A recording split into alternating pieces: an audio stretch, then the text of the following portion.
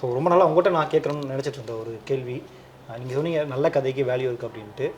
இயக்குனர் ராசமதுரகன் அவருடைய படங்கள் முத்துக்கு முத்தாகட்டும், கோரிப்பாளையம், மாயண்டி குடும்பத்தார், இப்போ வர டிவியில் போட்டால் ஃபேமிலியாக உட்காந்து எல்லாருமே நாங்கள் பார்க்குறோம். ரொம்ப மிஸ் பண்ணுறோம் அவர். உங்களுக்கும் அவருக்கும் நட்பு, அவரை பற்றி கொஞ்சம் பேசலாம்னு நினைக்கிறேன். அதான் உண்மைதான். அவனை சொன்னாவே கண் கலைஞரம்.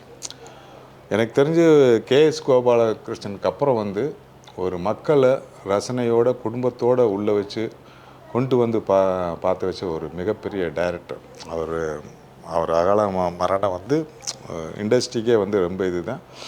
மக்கள் இயக்குனர்னா ராஜ்குமார் ஒரு ஒரு ஒரு ஃபீல், அப்படி ஒரு ஃபீலை அப்படியே ஆன் தி ஸ்பாட் கொண்டு வருவாப்புல.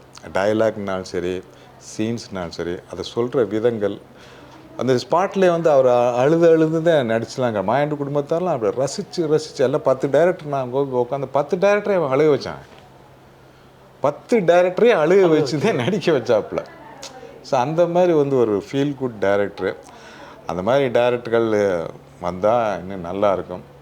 அந்த இடத்த பூர்த்தி பண்ணுறதுக்கு இன்னும் கரெக்டான டைரக்டர் வரல.